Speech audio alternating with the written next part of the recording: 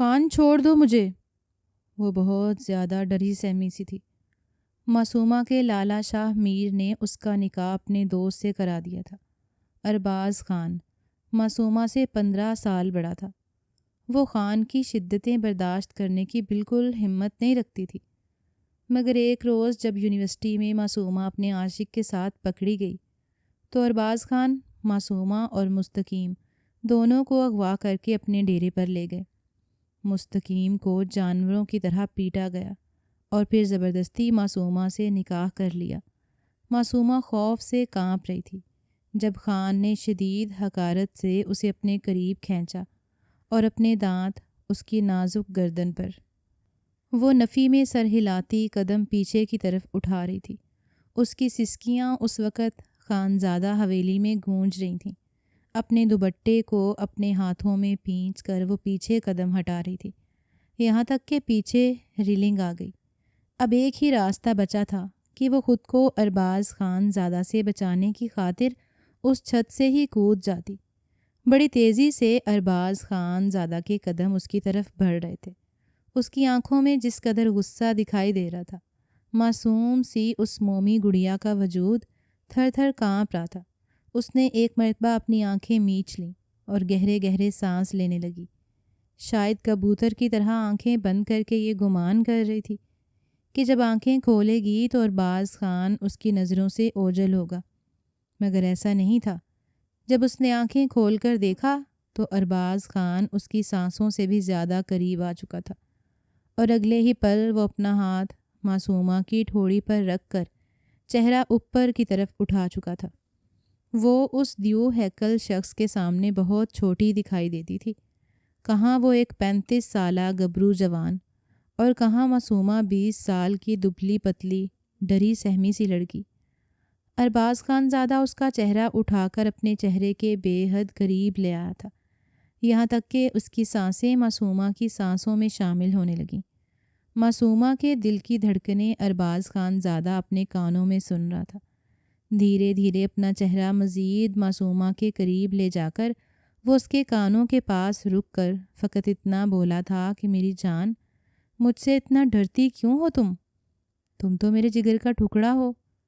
تمہیں اتنی خوشیاں دوں گا کہ تمہاری قسمت پر رشک ہوگا۔ ہر کوئی یہ چاہے گا کہ اس کی قسمت معصومہ ارباز خان زادہ جیسی ہو۔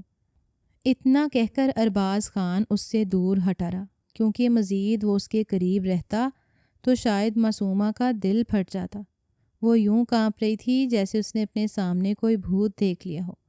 ارباز خان زادہ اس کے سامنے سینے پر ہاتھ باندھ کر کھڑا تھا۔ بڑی ہمت جمع کر کے آس پاس دیکھ کر معصومہ نے اکھڑے اکھڑے سانس لیتے ہوئے کہا تھا کہ پلیز مجھے جانے دیں، مجھے لالا کے پاس جانے دیں، مجھے آپ سے کوئی بات نہیں کرنی۔ مجھے آپ سے بہت زیادہ خوف آتا ہے، پلیز مجھے یہاں سے جانے دیں۔ اس کی حالت یوں تھی کہ گویا کچھ دیر بعد بے ہوش ہو کر یہیں پر گر جائے گی، جبکہ اسے یوں خوف میں مبتلا دیکھ کر ارباز خان زادہ کا غصہ مزید 7ویں آسمان پر پہنچ رہا تھا۔ اس کے غصے سے تو یہ پورا علاقہ ہی واقف تھا۔ وہ بھی ضد پر اڑ گیا، کہنے لگا ایسے تو نہیں جانے دوں گا جب تک تم بالکل نارمل نہیں ہو جاتی، ہنس کر میرے ساتھ بات نہیں کرتی۔ آخر کو تمہارا منگیتر ہوں میں تب تک تمہیں نہیں جانے دوں گا۔ التجائیہ انداز میں معصومہ نے بڑی مشکل سے بول کر کہا تھا کہ مجھے لالا کے پاس جانا ہے، لالا مجھے بلا رہے ہیں۔ لیکن جواب میں ارباز خان یہی بولا تھا کہ تمہارا لالا میرے حکم کا محتاج ہے۔ اگر میں اس سے کہہ دوں کہ تمہاری بہن کو بغیر نکاح کے میں اپنے ساتھ لے کر جانا چاہتا ہوں تو وہ میری بات کے سامنے دوسری بات نہیں کہے گا اور تمہیں بغیر نکاح کے ہی میرے ساتھ روانہ کر دے گا۔ تم نہیں جانتی تمہارا بھائی میرا کس قدر وفادار ہے اور ہم دونوں کی دوستی کس قدر گہری ہے۔ یہ سن کر معصومہ کی آنکھوں میں پھر سے آنسو آئے تھے۔ اپنے بھائی اور ارباز خان کی دوستی اس سے ڈھکی چھپی تھوڑی تھی۔ لالا اور ارباز خان کی دوستی کا ہی تو یہ نتیجہ تھا کہ شاہ میر لالا نے اس کا رشتہ اس کی عمر سے بڑے شخص سے طے کر دیا تھا۔ بڑی مشکل سے اپنی آنکھوں میں آئے آنسوؤں کو صاف کر کے معصومہ نے اپنے چہرے پر مسکراہٹ لائی تھی۔ رو رو کر تو آنکھیں پہلے ہی سوجی ہوئی تھیں۔ وہ اپنے بالوں کو کانوں کے پیچھے اڑستی ہوئی مسکرائی تو اگلے ہی پل ارباز خان اپنے سینے پر ہاتھ رکھ کر کہنے لگا، یہ ہوئی نا بات میری گڑیا، تم مسکراتے ہوئے بہت خوبصورت لگتی ہو، یوں ہی ہنستی مسکراتی رہا کرو۔ چلو اب میرے پاس آؤ، اگر مجھ سے چھٹکارا چاہتی ہو نا تو ادھر آؤ، میری ایک بات مانو۔ اتنا کہہ کر ارباز خان ایک مرتبہ پھر اس کے پاس آیا تھا، اور اگلے ہی پل جو بات کہی معصومہ کو اس کا اندازہ ہی نہیں تھا۔ وہ اپنے دونوں ہاتھوں میں معصومہ کا چہرہ تھام چکا تھا اور دھیرے دھیرے اس کا چہرہ اپنے لبوں کے قریب کرتا جا رہا تھا۔ اس سے پہلے کہ وہ کوئی گستاخی کرتا، معصومہ نے اسے اپنی پوری قوت اکٹھی کر کے دھکا دیا اور دھکا دے کر بھاگ نکلی۔ اسے کیا خبر تھی کہ اس کی اس غلطی کی سزا اس کو بھگتنا پڑے گی۔ وہ کب سے چلانے کی آواز آئی تھی، معصومہ جہاں ہو وہیں رک جاؤ، انہی قدموں پر واپس میری طرف لوٹ آؤ ورنہ بہت پچھتاؤ گی۔ مگر معصومہ رکی نہیں تھی۔ اس وقت اس کی محفوظ پناہ گاہ اس کے لالا تھے۔ وہ بھاگتی ہوئی نیچے آئی اور اپنے لالا شاہ میر کے بازو سے لپٹ گئی۔ اس وقت گھر میں ایک خاص پارٹی چل رہی تھی۔ دراصل شاہ میر لالا کو سیاسی گروپوں میں ایک اچھی خاصی نشست حاصل ہو چکی تھی۔ دوست رشتہ داروں کو دعوت کے لیے بلایا گیا تھا۔ جس پل شاہ میر نے ایک نظر اٹھا کر معصومہ کو دیکھا اور اس کی آنکھوں میں آنسو دیکھے تو وہ فکر مند ہوا۔ کہنے لگا، لالا کی جان کیا ہوا ہے؟ آنکھوں میں آنسو کیسے؟ کیا کسی نے کچھ کہا ہے؟ بتاؤ۔ معصومہ کچھ بتانا چاہتی تھی، لیکن تبھی سامنے سے ارباز خان بھی آ چکا تھا۔ چہرے پر ایک شیطانی مسکراہٹ تھی، جبکہ آنکھوں میں غصہ تھا۔ وہ بھائی کو کیا بتاتی کہ ان کا دوست کس مزاج کا مالک ہے؟ پھر بھی بڑی ہمت جمع کر کے اس نے اپنے لالا پر بھروسہ کر کے کہا تھا کہ لالا جان، وہ آپ کے دوست اوپر چھت پر آ گئے تھے تو مجھے اچھا نہیں لگا، آپ پلیز ان کو منع کر دیں، مجھ سے بات مت کیا کریں، مجھے یہ سب کچھ نہیں پسند۔ یہ سن کر شاہ میر خاموش ہو چکا تھا، پھر کچھ دیر بعد بولا کہ ٹھیک ہے، میں اس سے بات کر لوں گا، جاؤ شاباش، یہاں پر لوگ دیکھ رہے ہیں۔ معصومہ وہاں سے ہٹ تو چکی تھی، اسے یقین تھا کہ اس کے بھائی سمجھائیں گے تو ارباز خان دوبارہ یوں اکیلا پا کر اس کے پاس آنے کی کوشش نہیں کرے گا، لیکن یہ اس کی غلط فہمی تھی۔ بھوک بھی بہت لگی تھی، صبح سے اس نے کچھ بھی نہیں کھایا تھا۔ وہ جیسے ہی بوفے کی طرف بڑھی تاکہ کچھ کھا پی سکے تو اگلے ہی پل سامنے اسٹیج پر شاہ میر اور ارباز خان جا کر کھڑے ہو گئے تھے۔ دونوں کے ہاتھ میں مائک تھا۔ پہلے تو ادھر ادھر کی باتیں کرتے رہے۔ سیاسی باتوں میں معصومہ کو ویسے بھی کوئی دلچسپی نہیں تھی، لیکن پھر سارے رشتہ داروں کے سامنے شاہ میر نے یہ تصدیق بھی کر دی کہ آفیشلی معصومہ خان کا رشتہ ارباز خان زادہ سے طے ہو چکا ہے اور اگلے جمعہ کو دونوں کے نکاح کی تقریب رکھی گئی ہے۔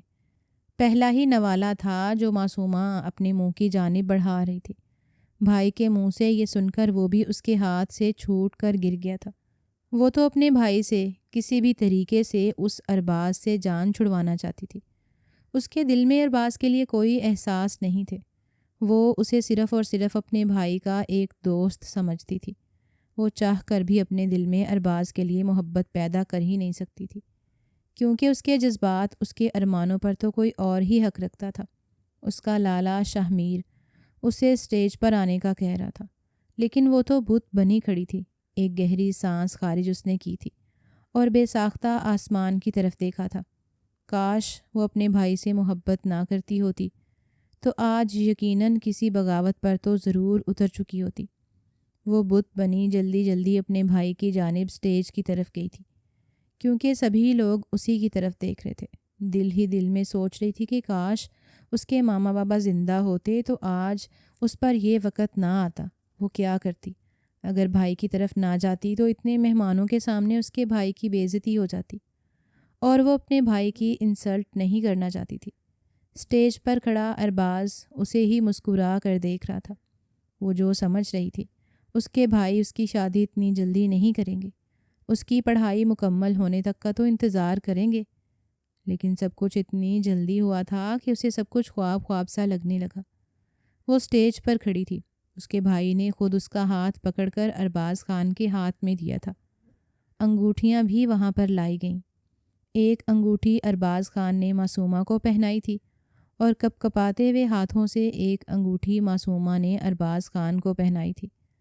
وہاں پر تالیوں کی گونج گویا تھپڑوں کی طرح معصومہ کو اپنے چہرے پر اور اپنے وجود پر پڑھتے ہوئے محسوس ہو رہی تھی۔ کچھ دیر تو وہ سر جھکا کر وہاں پر کھڑی رہی، لیکن پھر اس محفل کو چھوڑ کر اپنے کمرے میں چلی گئی۔ کمرے میں جاتے ہی اس نے سب سے پہلے اپنا کمرہ لاک کیا تھا۔ کھڑکیاں لاک کی تھیں کیونکہ وہ کسی بھی طرح ارباز خان پر اعتبار نہیں کر سکتی تھی، اور یہ سب کچھ کرنے کے بعد وہ سیدھا فرش پر گری اور پھوٹ پھوٹ کر رونے لگی۔ رو رو کر یہ کہہ رہی تھی کہ ماما بابا آپ کہاں چلے گئے؟ پلیز واپس لوٹ آئیے۔ دیکھیے نا بھائی میرے ساتھ کیا کر رہے ہیں۔ مجھے بھائی کی بات نہیں ماننی، لیکن میں انہیں کیسے کہوں؟ مجھے ان کا یہ دوست بالکل بھی پسند نہیں ہے۔ وہ اتنا گندا ہے، اتنی گندی حرکتیں کرتا ہے، وہ تو نشہ بھی کرتا ہے۔ اور ماما بابا آپ کو تو پتہ ہے نا کہ مجھے نشہ کرنے والے لوگ بالکل پسند نہیں ہیں۔ پلیز آپ لوگ واپس لوٹ آئیے۔ وہ روتی ہوئی سسک سسک کر کہہ رہی تھی، لیکن اس کے ماں باپ تو منو مٹی تلے دفن ہو چکے تھے۔ 4 سال پہلے ان کا ایک حادثے میں انتقال ہو چکا تھا۔ معصومہ کا سب کچھ اب اس کا بڑا بھائی ہی تھا، اور وہ وہیں بڑے بھائی کے لیے سب کچھ اس کی بہن ہی تھی۔ لیکن ارباز جلد بازی میں بہت بڑی غلطی کر چکا تھا۔ وہ رات یوں ہی روتے دھوتے بغیر کھانا کھائے ہی معصومہ نے گزار دی تھی۔ صبح اس کی آنکھ جب کھلی تو فجر کی اذان فضا میں گونج رہی تھی۔ اس نے سب سے پہلے تو فریش ہو کر نماز پڑھی تھی، اور پھر نماز ادا کرنے کے بعد جب دعا کے لیے ہاتھ اٹھائے تو دعا سے پہلے آنکھوں سے آنسو گرے تھے۔ روتے ہوئے سرگوشی نما انداز میں اپنے اللہ سے بات کرتے ہوئے کہنے لگی کہ میرے اللہ، آپ تو جانتے ہیں نا کہ میرے دل میں ارباز خان کے لیے کوئی احساس نہیں ہے۔ مجھے یہ بھی پتہ ہے کہ اس شخص کے ساتھ میں کبھی بھی خوش نہیں رہ سکتی، لیکن اگر آپ کی رضا اسی میں ہے تو میں اس کے ساتھ اپنی زندگی بتانے کو تیار ہوں۔ لیکن میں اپنے دل کو کیسے سمجھاؤں؟ مستقیم کے علاوہ میں کسی اور کے بارے میں سوچ بھی نہیں سکتی۔ میرے اللہ، میرے دل میں مستقیم کی محبت ڈالنے والا کوئی اور نہیں بلکہ آپ ہی ہو۔ لیکن اگر مستقیم میری قسمت میں نہیں ہے تو اس کی محبت میرے دل سے ختم کر دیجیے۔ یہ کہہ کر معصومہ رو پڑی تھی۔ کتنی ہی دیر وہ دعائیں مانگتی رہی، پھر اٹھی اور یونیورسٹی کے لیے تیار ہو کر نیچے اتری۔ ابھی تو سب سے بڑا مارکا سر کرنا موجود تھا۔ یونیورسٹی میں اسے ابھی مستقیم کا سامنا بھی تو کرنا تھا۔ وہ ناشتے کی ٹیبل پر موجود تھی، شاہمیر بھی وہیں پر تھا۔ بار بار بزنس میٹنگز اور کالز آ رہی تھیں۔ وہ ساتھ ساتھ وہ کال اٹینڈ کر رہا تھا۔ جب کھوئی ہوئی گمسم سی معصومہ کو دیکھا تو کال بند کر کے پوچھنے لگا کہ آخر وجہ کیا ہے، وہ کھانا کیوں نہیں کھا رہی؟ بدلے میں نفی میں سر ہلا کر اس نے اپنے ہاتھ میں بریڈ اٹھائے تو صحیح، لیکن پھر کہیں خیالوں میں کھو چکی تھی۔ اس مرتبہ شاہمیر نے خود اپنے ہاتھوں سے بریڈ کے سلائس پر مکھن لگا کر معصومہ کے منہ میں نوالا ڈالا تھا۔ پھر کہنے لگا کہ میری گڑیا، کیا مجھے نہیں بتائے گی کس بات پر اداس ہو؟ کیا بات ہے جو تمہیں کھائے جا رہی ہے؟ اپنے لالا کو آگاہ کرو۔ جواب میں معصومہ نے بڑی حیرت سے اپنے بھائی کو دیکھا تھا۔ سب کچھ کیا دھرا تو ان کا ہی تھا، پھر اب وہ کیوں اس قدر معصوم بن رہے تھے؟ پھر بھی اگر وہ انجان تھے تو معصومہ نے خود منہ سے بول کر کہہ دیا کہ لالا جان، مجھے آپ کے دوست میں کوئی دلچسپی نہیں ہے، وہ عمر میں مجھ سے اتنے بڑے ہیں، میں نے تو آج تک ان کو اپنے بڑے بھائی جیسی عزت دی ہے۔ جب وہ یہاں پر آتے تھے تو میں انہیں آپ کا دوست سمجھ کر آپ جتنی عزت دیا کرتی تھی، لیکن یہ ایک دم سے بدلتے رشتوں نے مجھے متبذب کر کے رکھ دیا۔ پلیز میری حالت پر رحم کریں، میں آپ کے دوست کے ساتھ کبھی بھی خوش نہیں رہ پاؤں گی۔ جب سے میں نے سنا ہے میں سکون میں نہیں۔ آپ نے تو میری مرضی جاننے کی بھی کوشش نہیں کی، اور شادی کے لیے اگلے جمعہ کا دن فکس کر دیا گیا۔ میری مرضی کوئی معنی نہیں رکھتی؟ شاہمیر خان خاموشی سے اپنی بہن کی ہر ایک بات سن رہا تھا۔ جب معصومہ ایک مرتبہ پھر رونے لگی تو اس نے معصومہ کو اپنے سینے سے لگا لیا اور کہنے لگا کہ میں تمہارے لیے جو بھی فیصلہ کروں گا وہ غلط نہیں ہوگا۔ ارباز خان ایک اچھا شخص ہے، تمہیں خوش رکھے گا، وہ تمہیں پسند کرتا ہے، اس نے خود تمہارے لیے اپنا رشتہ بھیجا، اور بھلا میں اپنے دوست کو انکار کیسے کر سکتی ہوں؟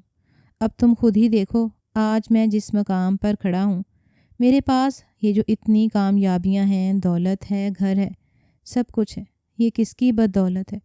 اگر ارباز میری مدد نہ کرتا، ہمیں مالی طور پر مضبوط نہ کرتا، تو کیا آج یہ سب کچھ ممکن تھا؟ میرا بھائی مجھے وہ سارے احسان گنوا رہا تھا جو اب تک ان کا دوست ارباز خان ان پر کرتا آیا تھا، لیکن جواب میں اتنا ہی بولی تھی کہ آپ اپنے دوست کے احسان کا بدلہ کسی اور طریقے سے بھی تو اتار سکتے ہیں، ضروری نہیں کہ اپنی بہن کو ہی بھیٹ چڑھائیں۔ جواب میں پھر سے میرے بھائی کی تفصیلیں تھیں، اور وہ یہی کہہ رہے تھے کہ وہ تمہیں خوش رکھے گا، تم بچی ہو، تم نہیں سمجھتی، لیکن میں جانتا ہوں نا، سب سے زیادہ خوشیاں اس کے علاوہ کوئی اور تمہیں دے ہی نہیں سکتا۔ بھائی کی بات پر معصومہ چپ ہو چکی تھی، جانتی تھی اس کے بھائی کبھی بھی اس کی نا پر سر تسلیم خم نہیں کریں گے، بلکہ یوں ہی دلیلیں پیش کریں گے۔ وہ یونیورسٹی گئی تو سب سے پہلے ہی اس کا ٹاکرا مستقیم سے ہو چکا تھا۔ اس کی کلاس کا لڑکا تھا، لیکن متوسط خاندان سے تعلق رکھتا تھا۔ جس وقت اس نے اپنے سامنے مستقیم کو کھڑا دیکھا تو ہڑبڑائی تھی۔ اس نے تو ابھی تک وہ لفظ ہی نہیں سوچے تھے جو اس نے مستقیم سے کہنے تھے، جبکہ مستقیم کی پہلی نظر ہی اس کے دائیں ہاتھ میں موجود انگلی میں اس چھوٹے سے ہیرے سے جڑی ہوئی انگوٹھی پر گئی تھی۔ پچھلے ایک ہفتے سے معصومہ یونیورسٹی نہیں آ رہی تھی، نہ ہی وہ مستقیم کی کال اٹھا رہی تھی۔ مستقیم تو دن رات اس کی آواز سننے کو ترس رہا تھا، اس سے بات کرنا چاہتا تھا، اسے سننا چاہتا تھا، لیکن آج جب وہ 8 دن بعد یونیورسٹی آئی تھی تو اس کے ہاتھ میں وہ انگوٹھی دیکھ کر مستقیم ٹھٹکا، لیکن پھر بھی معصومہ کی طرف دیکھ کر اس نے یہی سوال کیا تھا کہ تم کہاں تھی؟ جانتی بھی ہو تمہارے گھر کے باہر میں نے کتنے چکر کاٹے، لیکن اس ڈر سے اندر نہیں آیا، تمہارے گھر کے باہر اس چوکیدار سے کچھ نہیں پوچھا کہ کہیں تمہارے کردار پر بات نہ آئے، تمہارے لالا جان تمہارے ساتھ سختی نہ کریں۔ جانتی بھی ہو تمہاری خاطر میرے دن رات کیسے گزر رہے تھے، لیکن تمہیں کہاں پرواہ ہوگی، تم تو فون بند کر کے بیٹھ چکی تھی۔ اور یہ انگوٹھی کیوں پہن رکھی ہے تم نے تو کہا تھا کہ تم یہ انگوٹھیاں پہننا پسند نہیں ہیں، تو پھر یہ انگوٹھی کیا کر رہے تمہارے پاس؟ معصومہ کو جیولری پہننا بالکل بھی پسند نہیں تھا، اسے سادگی میں ہی رہنا پسند تھا، لیکن اس مرتبہ معصومہ کچھ بولی ہی نہیں، بس اتنا بولی تھی کہ میرے لالا نے میری منگنی کر دی ہے، اس جمعہ کو میرا نکاح ہے۔ یہ الفاظ کسی بم کی طرح مستقیم پر گرے تھے۔ وہ جو بتانا چاہتا تھا کہ وہ اس سیمسٹر کے مکمل ہونے کے فوراً بعد اپنے ماں باپ کو اس کے گھر بھیجنے والا ہے اور بہت جلد ان کی شادی ہو جائے گی، بس تم اپنے لالا کو منا لینا، اور نہ جانے کیا کیا پلان بنا رکھے تھے اس نے۔ لیکن معصومہ کے منہ سے سب کچھ سن کر وہ بالکل ہی ٹوٹ چکا تھا۔ بجائے یونیورسٹی جانے کے وہ معصومہ کا ہاتھ پکڑ کر یونیورسٹی سے باہر لے جانے لگا۔ معصومہ پر تو خوف سا طاری ہو گیا تھا، کہنے لگی کہ چھوڑو میرے ہاتھ، میں اب تمہاری نہیں رہی، میں نے تمہیں پہلے کہا تھا کہ اونچے خواب مت دیکھو، میری زندگی پر، میری ہر ایک سانس پر میرا کوئی حق نہیں، بلکہ میرے بھائی ہیں جو مجھ پر حکم چلاتے ہیں، اپنی مرضی کرتے ہیں، اور میں ایک اچھی بہن بن کر ان کا ہر مان رکھتی ہوں۔ معصومہ کو یہ بھی ڈر تھا کہ کہیں ارباز نے اسے دیکھ لیا تو یہ بات تو مان نہیں پڑتی کہ معصومہ کو اپنے بھائی سے زیادہ اپنے ہونے والے شوہر سے ڈر تھا، کیونکہ جس قدر وہ سخت مزاج اور ضدی قسم کا شخص تھا، ایسے بہت سے نمونے معصومہ کے سامنے پیش آ چکے تھے، اس لیے وہ جانتی تھی وہ گھبرا رہی تھی، لیکن کیا کرتی؟ مستقیم اپنی یونیورسٹی سے باہر ایک جانب کو لے آیا تھا، وہ ایک ایسی جگہ تھی جہاں پر ان دونوں کے علاوہ اور کوئی بھی موجود نہیں تھا۔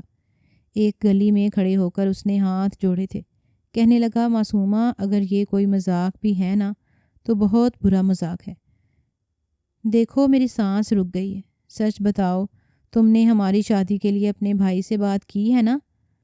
تم اتنے دن تھی کہاں یہ بھی بتاؤ، یونیورسٹی کیوں نہیں آئی، میری کال کیوں نہیں اٹھائی، اپنا موبائل کہاں تھا تمہارا؟ جواب میں معصومہ صرف اتنا بولی تھی کہ مجھ میں ہمت نہیں تھی کہ میں تمہارا مقابلہ کر سکوں، بھائی نے 1 ہفتہ پہلے ہی مجھے یہ بتایا تھا کہ انہوں نے میرا رشتہ اپنے دوست سے طے کر دیا۔ اندر ہی اندر وہ خود بھی ٹوٹ رہی تھی، لیکن مستقیم گھٹنوں کے بل بیٹھ چکا تھا، کہنے لگا، خدارا میری محبت کا مذاق نہ اڑاؤ، میں تمہارے بغیر مر جاؤں گا، تمہارے علاوہ میری زندگی میں کوئی لڑکی آ ہی نہیں سکتی۔ ابھی وہ گھٹنوں کے بل بیٹھا اپنے ہاتھ معصومہ کے ہاتھ میں دیے ان پر سر رکھ کر رو رہا تھا۔ معصومہ بھی روئے جا رہی تھی۔ جب اس گلی میں 2 سیکیورٹی اہلکار داخل ہوئے، دونوں نے ہی کالے رنگ کا یونیفارم پہن رکھا تھا، ہاتھ میں گنز اٹھا رکھی تھیں۔ وہ دونوں گلی کے شروعات میں آ کر کھڑے ہوئے اور وہاں پر ایک کالے رنگ کی بڑی سی گاڑی رکی جس سے ارباز خان نکلا تھا۔ گاڑی سے نکلتے ہی اس نے اپنا کوٹ درست کیا اور چلتا چلتا وہاں آیا جہاں پر دونوں موجود تھے۔ ارباز خان کو دیکھ کر مستقیم معصومہ کو اپنے پیچھے چھپا چکا تھا۔ اسے لگ رہا تھا شاید وہ ارباز خان سے معصومہ کو بچا لے گا، لیکن معصومہ کے تو گویا آنکھیں بالکل سفید پڑ چکی تھیں، گویا اس میں جان ہی باقی نہ رہی ہو۔ وہ گھبرا رہی تھی، کانپ رہی تھی، جب اگلے ہی پل ارباز خان نے ایک زناٹے دار تھپڑ مستقیم کے منہ پر مارا تھا۔ اسے گریبان سے پکڑ کر سامنے دیوار سے پٹک دیا۔ بھاری برگم ہاتھ اور بھرپور جسامت والا ارباز خان کے سامنے مستقیم کی اوقات ہی کیا تھی۔ آگے بڑھ کر اس نے معصومہ کو منہ سے دبوچا تھا۔ کہنے لگا، تو اچھا یہاں پر تم اپنے بھائی کی عزت نیلام کرتی پھر رہی ہو، اپنے ہونے والے شوہر کی امانت میں خیانت کر رہی ہو۔ یہ شریف گھر کی عورتوں کو کب سے شیوا ہو گیا کہ تنگ گلیوں میں چھپ کر اپنے عاشقوں سے ملاقاتیں کرتی پھرے۔ تم جانتی بھی ہو تم نے ارباز خان کی غیرت پر ہاتھ مارا ہے۔ پکڑ لو اس لڑکے کو اور تب تک مت چھوڑو جب تک اس کے دل سے میری بیوی کی محبت نہ ختم ہو جائے۔ ہٹے کٹے حبشی سے دکھنے والے وہ سیکیورٹی اہلکار آگے بڑھے اور جانوروں کی طرح گھسیٹتے ہوئے مستقیم کو وہاں سے لے جانے لگے۔ جب مستقیم کو یوں گھسیٹتے ہوئے لے جاتے دیکھا تو معصومہ تڑپ اٹھی تھی۔ اگلے ہی پل کہنے لگی کہ اسے چھوڑ دو، اسے کچھ مت کرو، پلیز اسے چھوڑ دو، اس کی کوئی غلطی نہیں ہے۔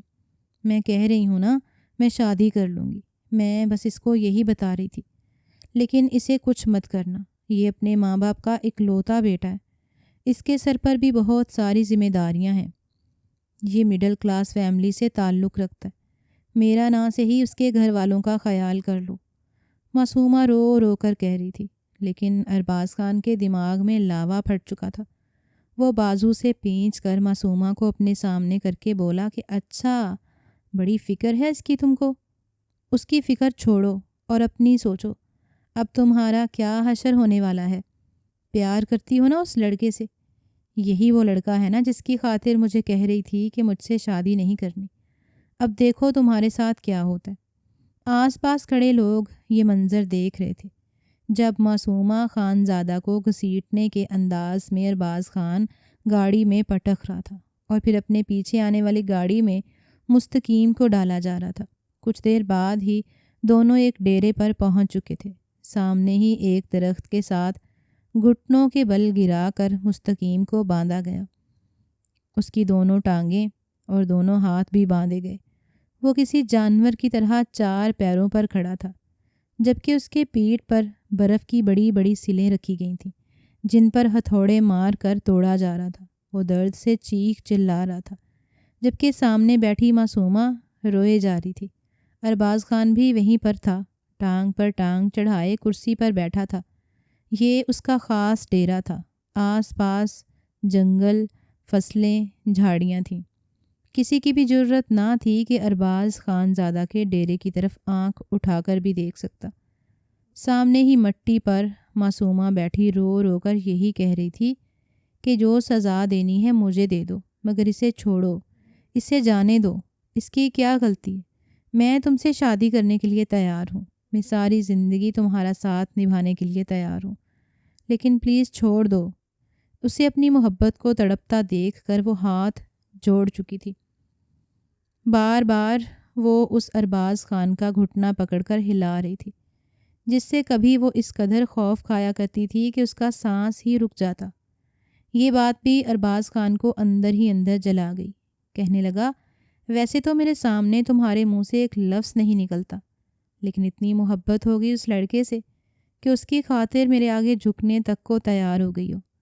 سامنے ہی وہ لوگ مستقیم کو بہت مار رہے تھے، اس کا پورا وجود چھلنی ہو چکا تھا، لیکن پھر بھی گراہتا ہوا یہی کہہ رہا تھا کہ میری خاطر اس کتے کے آگے ہاتھ مت جوڑو، یہ کمینہ تڑپ تڑپ کر خوار ہو کر مر جائے گا، میں تمہیں اس سے بچا لوں گا۔ یہ بات بار بار مستقیم کر رہا تھا، لیکن اگلے ہی پل اس سیاہ فام شخص نے اپنا بھاری پاؤں مستقیم کے منہ پر دے مارا۔ ایک دانت ٹوٹ کر مستقیم کے منہ سے باہر گرا تھا، ساتھ ہی خون کا فوارہ بھی باہر نکلا تھا اور وہ زمین پر گر چکا تھا۔ ارباز خان کا خوفناک قہقہ فضا میں گونجا۔ اسی کے ساتھ ہی کئی پرندے تھے جو وہاں پر بیٹھے برگد کے پیڑوں سے اڑ چکے تھے۔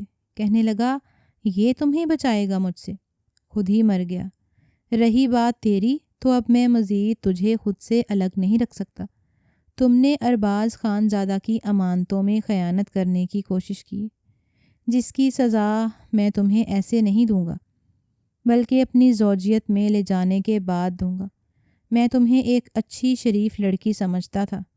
ارباز خان زادہ تو دوسروں کا چھوڑا ہوا کیا، اپنی چھوڑی ہوئی چھوٹی چیز کو بھی دوبارہ منہ نہیں لگاتا۔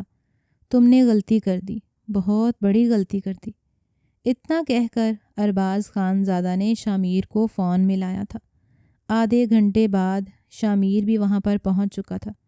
اپنی بہن کو مٹی پر بیٹھی اجڑی ہوئی حالت میں دیکھا تو کانپ اٹھا۔ جا کر اپنی بہن کو سینے سے لگا لیا۔ کہنے لگا، یہ کیا طریقہ ہے؟ تم میری بہن کو یہاں پر ایسے کیوں لے کر آئے ہو؟ یہ پہلی مرتبہ تھا جب شاہمیر نے اپنے دوست سے اس لہجے میں بات کی تھی، لیکن جواب میں ارباز خان زادہ نے ساری حقیقت جب اسے بتائی تو شاہمیر بھی آگ بھگولا ہو چکا تھا۔ کہنے لگا کہ مجھے لگتا ہے اب مزید دیر کرنا بہتر نہیں ہے، ہمیں تم دونوں کا نکاح کر دینا چاہیے، ابھی اور اسی وقت۔ جس حلیے میں وہاں پر معصومہ موجود تھی، اسی حلیے میں ہی اس کا نکاح ارباز خان سے ہو چکا تھا، جبکہ سامنے مٹی میں لت پت پڑا ہوا مستقیم ابھی بھی بے ہوشی کی حالت میں تھا۔ بالکل بت بنی کھڑی تھی معصومہ۔ جس پل اسے گاڑی میں بٹھایا گیا، اب اس کا ٹھکانہ ارباز کا گھر تھا۔ وہ سوچ بھی نہیں سکتی تھی کہ اس کی شادی کبھی ایسے بھی ہوگی۔ ایک نظر بھر کر بھی اس نے مستقیم کو نہیں دیکھا تھا۔ جانتی تھی اس کے جانے کے بعد مستقیم کے ساتھ یہ لوگ اچھا سلوک نہیں کریں گے۔ تبھی ارباز خان گاڑی میں بیٹھتا ہوا بلند آواز میں بولا تھا، اس کتے کو میرے جانے کے بعد کتوں کے آگے ڈال دینا، خبردار یہ مجھے زندہ نہ ملے۔ ایک پل کو معصومہ تڑپی تھی، لیکن پھر پتھر ہو گئی۔ وہ بھی تو مر ہی چکی تھی، اس وقت مر گئی تھی جب اس کے سامنے مستقیم کو مارا جا رہا تھا اور پھر اسے نکاح میں ارباز خان کے نام کیا جا رہا تھا۔ 1 گھنٹے کی مسافت کے بعد ارباز خان کا محل جیسا گھر آ چکا تھا۔ گھر میں ارباز خان اکیلا ہی رہتا تھا۔ نوکر چاکر تھے، ہر آسائش موجود تھی، لیکن نہیں تھی تو بس خوشیاں۔ کمرے کو پہلے ہی نوکروں نے سجا دیا تھا۔ یہ ملازمہ ہی تھی جو معصومہ کو کمرے میں بٹھا کر آئی تھی۔ وہ بت بنی معاف دماغ کے ساتھ بیٹھی تھی۔ ارباز خان کمرے میں داخل ہوا۔ کمرے میں آتے ہی اس نے بغیر منہ سے ایک بھی لفظ ادا کیے یا منہ دکھائی کے نام پر کوئی تحفہ دیے، اس نے سب سے پہلے آ کر معصومہ کے سر سے دوپٹہ چھینا تھا۔ دوپٹے کو چھین کر اس نے فرش پر پھینکا تھا۔ اپنے سینے سے ہٹتے دوپٹے پر وہ اپنے آپ کو ہاتھ رکھ کر ڈانپنے لگی، لیکن ارباز خان آگے بڑھا اور اس کے بعد اس نے اپنی شدتیں بغیر کسی تحمل و مزاج دکھائے معصومہ پر لٹانی شروع کر دیں۔ اسی رات کا تو اسے سب سے زیادہ ڈر تھا۔ کہاں وہ کمزور دبلی پتلی سی لڑکی اور کہاں یہ کسی دیو ہیکل درندہ نما شخص تھا۔ وہ اس سے برداشت نہیں کر سکتی تھی، لیکن پھر بھی یہ اس کی ہمت ہی تھی کہ وہ رات اس کے ساتھ گزار گئی۔ ساری رات اس پر اپنی شدتیں لٹاتا رہا۔ اس وقت جب معصومہ بالکل بے ہوش ہو گئی، تب جا کر اس نے اسے چھوڑا تھا۔ اگلی صبح جب معصومہ کی آنکھ کھلی تو بیڈ پر وہ ارباز خان کی باہوں میں تھی۔ کل رات جس قدر شفافیت اور درندگی کا مظاہرہ ارباز خان نے اپنی بیوی سے کیا تھا، شاید ہی کبھی معصومہ بھول سکتی۔ وہ خود سے ہی ہم کلام ہو کر سوچنے لگی کہ اب اس کی یہی اذیتیں بھگتے گی۔ ایک مرتبہ پھر دھیان مستقیم کی طرف گیا تھا۔ نہ جانے مستقیم زندہ بھی ہوگا یا نہیں۔ اسے تو اب مستقیم کے بارے میں سوچتے ہوئے بھی ڈر لگ رہا تھا۔ بس دل ہی دل میں یہ سوچ رہی تھی کہ مستقیم کے ساتھ جو کچھ ہوا ہے میری وجہ سے ہوا ہے۔ کاش میں اسے اپنی محبت میں اس قدر پاگل نہ کرتی۔ یہ سوچ کر معصومہ بستر سے اٹھی۔ وہ لڑکھڑاتے ہوئے دیوار کا سہارا لے کر واش روم تک گئی تھی۔ پورا بدن درد سے چور ہو رہا تھا۔ اسے لگا تھا شاید سہاگرات کو یہ تکلیف دینا ہی اس کے شوہر کی نظر میں سزا تھا، لیکن نہیں، اصل سزا اس کی اب شروع ہونے والی تھی۔ اگلی صبح جب وہ اٹھی، صاف ستھرے کپڑے پہنے، تو اگلے ہی پل ارباز خان نے ایک اچاٹ سی نظر اس پر ڈالی تھی۔ کہنے لگا، یہ کس کے لیے تیار ہو رہی ہو؟ یہ کس کے لیے تم نے نیا جوڑا پہننا ہے؟ جاؤ شاباش، وہی جوڑا پہن کر آؤ جو پہن کر اپنے عاشق سے ملاقاتیں کر رہی تھی۔ وہ سوٹ جو جگہ جگہ سے پھٹا ہوا تھا، معصومہ نے کچرے میں پھینک دیا تھا۔ جب اس نے گھبراتے ہوئے ارباز کو بتایا تو ارباز کہنے لگا، کچرے میں پھینک دیا ہے تو کیا ہو گیا؟ جاؤ اٹھا کے لاؤ اور پہنو۔ ارباز سے اسے امید تو نہیں تھی، پھر بھی اس کے غصے سے وہ گھبراتے ہوئے گئی اور وہی جوڑا دھو کر اس نے دوبارہ پہنا تھا۔ پہن کر وہ ارباز کے ساتھ نیچے آئی تھی۔ کہنے لگا، میں تمہیں اس گھر کی ملکہ بنا کر رکھنا چاہتا تھا۔ تمہیں اتنی محبت دیتا، اتنا سکون دیتا کہ تم اپنی قسمت پر رشک کرتی، میرے گھر کی ملکہ بن کر آتی۔ لیکن میری جان، تم نے مجھے دھوکہ دے کر بڑا گناہ کر دیا۔ اب تمہیں میں آسمان سے فرش پر پٹکوں گا۔ تمہیں ملکہ نہیں بلکہ اپنی نوکرانی بنا کر رکھوں گا۔ اس روز سے سارے ملازموں کو ارباز خان نے چھٹی دے دی اور سارے گھر کی ذمہ داری معصومہ کے ننھے کندھوں پر ڈال دی۔ وہ تو اتنے بڑے گھر کو دیکھ کر ہی چکرا چکی تھی۔ کہنے لگی، میں پورے گھر کی صاف صفائی کیسے کر سکوں گی؟ میں اس گھر میں کیسے رہ پاؤں گی؟ لیکن وہ اپنا سارا شیڈیول بتاتا، اپنے کھانے پینے، پھر اپنے کپڑوں اور اپنے کمرے کی صفائی کے ساتھ ساتھ پورے گھر کی صفائی، باغیچے میں پھول پودوں کی کٹائی، ہر ایک چیز اپنی بیوی کو بتا رہا تھا، اور یہ بھی کہا تھا کہ شام 5 بجے سے پہلے مجھے سب کچھ کام ختم چاہیے، ورنہ تمہیں گزشتہ رات سے بھی زیادہ سزا دوں گا۔ وہ تو ابھی کل کے زخموں کی تاب نہ لائی تھی، لڑکھڑا کر چل رہی تھی، پھر پورے گھر کی صفائی تو اسے اپنی موت نظر آ رہی تھی۔ ارباز خان کے جانے کے بعد وہ تنہا گھر کی صفائی میں لگ گئی۔ کھانے کا ایک نوالا بھی اس کے حلق سے نیچے نہیں اترا تھا۔ شام 5 بج چکے تھے اور ابھی تک باغیچہ جوں کا توں پڑا تھا۔ وہ تھکی ہاری باغیچے میں آئی، سوکھے پتے گرے تھے۔ جھاڑو لگانے کی بجائے اس نے پتے اٹھانے کا ہی سوچا، لیکن بلڈ پریشر اس قدر لو ہوا کہ وہ وہیں پر بے ہوش ہو گئی۔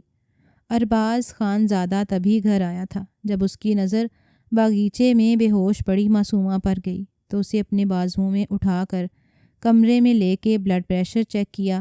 پہلے تو پانی کے چھینٹے مار کے اسے جگایا، پھر ٹھنڈا شربت پینے کے لیے دے دیا۔ معصومہ کو لگا تھا کہ شاید اسے اس پر رحم آ جائے، لیکن نفرت میں وہ ایسا آگے بڑھا کہ خود تو پیٹ بھر کے کھانا کھاتا رہا، لیکن معصومہ کو پوچھا تک نہیں۔ ہر رات وہ اسے جانوروں کی طرح نوچتا تھا اور اگلی صبح اسے گھر کی نوکرانی بنا کر سارے کام کروانے لگتا۔ معصومہ تو سوکھ کر کانٹا ہو چکی تھی۔ شاہ میر لالا جب اس کی حالت دیکھتا تو اسے پچھتاوا سا ہوتا کہ کاش وہ اپنی بہن کی شادی اس سے نہ کرواتا۔ وہ اگر کچھ کہتا بھی تو بدلے میں ارباز یہی کہہ دیتا کہ یہ میرا اور میری بیوی کا معاملہ ہے، تم تو اسے معاف کر سکتے ہو لیکن میں نہیں۔ یہ میری ہونے والی بیوی تھی اور اس نے مجھے دھوکہ دیا ہے۔ میرے ساتھ اس نے جو کیا ہے میں اسے اس کی بھرپور سزا دوں گا۔ معصومہ تو پہلے سے بھی زیادہ انتہائی کمزور ہو چکی تھی۔ چہرے پر، وجود پر جگہ جگہ نیل کے نشان تھے۔ زخموں کے نشان بھی اور پکے ہو چکے تھے۔ رنگت زرد پڑ چکی تھی، جیسے وجود میں خون ہی موجود نہ ہو۔ شادی کو 5 ماہ گزر چکے تھے۔ اس بیچ وہ 2 مرتبہ حاملہ ہوئی تھی، لیکن ارباز خان نے بچہ ضائع کروا دیا تھا۔ کہنے لگا کہ مجھے ابھی کوئی اولاد نہیں چاہیے۔ جب ماں ہی تم جیسی ہوگی تو اولاد کیسی ہوگی؟ گھٹ گھٹ کر جیتی معصومہ نے کتنی ہی مرتبہ اپنی موت کی دعا کی تھی۔ خودکشی حرام نہ ہوتی تو شاید وہ اب تک کر ہی چکی ہوتی۔ ایک گھر کا چوکیدار تھا جو ابھی تک موجود تھا اور چوکیداری اس کے ذمے تھی، لیکن گزشتہ 2 روز سے وہ بھی چھٹی پر تھا۔ معلوم یہ پڑا کہ وہ نوکری چھوڑ کر جا چکا ہے۔ تبھی ارباز خان نے دیکھ بھال کا ایک نیا چوکیدار اپنے گھر کی رکھوالی کے لیے رکھ لیا، جس نے لمبی داڑھی رکھی ہوئی تھی، ہاتھ میں تسبیح پکڑ رکھی تھی، دکھنے میں ہی شریف اور مولوی ٹائپ محسوس ہوتا تھا۔ تبھی ارباز خان نے اسے اعتبار کر کے اپنے گھر کی چوکیداری کے لیے تو رکھ لیا، لیکن وہ نہیں جانتا تھا کہ وہ اپنے پاؤں پر خود ہی کلہاڑی مار چکا ہے۔ سارے گھر کے کاموں سے تھک ہار کر جس پل کچھ سکون پانے کی خاطر معصومہ باغیچے میں آئی، اس وقت گھر میں اکیلی تھی۔ تبھی اسے سامنے چوکیدار بیٹھا دکھائی دیا جو اسے گھور گھور کر دیکھ رہا تھا۔ اس نے فوراً نظریں پلٹ لیں اور دوبارہ باہر نہیں آئی، لیکن اس کے بعد اکثر ہی ایسا ہونے لگا، جب بھی معصومہ باہر آتی تو چوکیدار اسے بغور دیکھا کرتا۔ اس چوکیدار کی نیت پر شک ہونے لگا۔ کیا پہلے شوہر کے ملازم کم تھے کہ اب چوکیدار کی بھی نیت خراب ہو جاتی تھی؟ ایک روز وہ کسی کام سے جب باہر آئی تو تبھی وہ چوکیدار اس کے قریب چلا آیا۔ گھبراتے ہوئے معصومہ اٹھ بیٹھی، کہنے لگی، کیا ہے؟ تمہاری نوکری دروازے تک ہے، پھر گھر کے اندر کیا کر رہے ہو؟ لیکن اگلے ہی پل اس نے اپنے چہرے سے داڑھی ہٹا دی۔ ایک پل کو تو معصومہ چکرا کر رہ گئی، کیونکہ یہ تو مستقیم تھا۔ مستقیم کو اپنے سامنے دیکھ کر خوشی کے مارے اس کی آنکھوں میں آنسو آ گئے۔ اس کا تو بس نہیں چل رہا تھا کہ وہ مستقیم کو گلے سے ہی لگا لیتی۔ چہرے پر ہاتھ رکھ کر کہنے لگی کہ مستقیم، تم زندہ ہو؟ تم ٹھیک ہو؟ خدا کا شکر ہے۔ تم نہیں جانتے میں نے تمہاری زندگی کے لیے کتنی دعائیں مانگی ہیں۔ مستقیم بھی روتے ہوئے کہہ رہا تھا کہ ہاں، میں ان ظالم لوگوں کے چنگل سے جیسے تیسے بھاگ آیا تھا۔ میں نے بہت سوچا کہ تمہیں تمہارے حال پر چھوڑ دوں، یہی تمہاری قسمت ہے، لیکن بار بار دل یہی چاہا کہ ایک مرتبہ میں خود تمہیں اپنی آنکھوں سے دیکھ لوں۔ اگر تم اپنے گھر میں خوش ہوئی تو میں تمہاری زندگی سے دور چلا جاؤں گا، لیکن اگر تم پریشان ہوئی تو میں تمہیں اپنی زندگی میں شامل کرنے کے لیے کچھ بھی کروں گا۔ اور دیکھو، 1 ہفتے سے دیکھ رہا ہوں اس شخص کا تمہارے ساتھ رویہ، یہ ابھی بھی تم سے ہماری محبت کے بدلے لے رہا ہے۔ معصومہ روتے ہوئے اسے ساری حقیقت بتا رہی تھی۔ پھر جیسے ہی ارباز کے آنے کا وقت ہوا تو وہ بھاگ کر واپس گھر کے اندر آ گئی اور مستقیم کو بھی یہی کہا کہ خود پر ارباز کو شک مت ہونے دینا۔ ارباز آج جب گھر لوٹا تو کافی سنجیدہ دکھائی دے رہا تھا۔ گھر آتے ہی اس نے کھانا مانگا تھا۔ اپنے ہاتھوں سے معصومہ نے اسے کھانا بنا کر دیا۔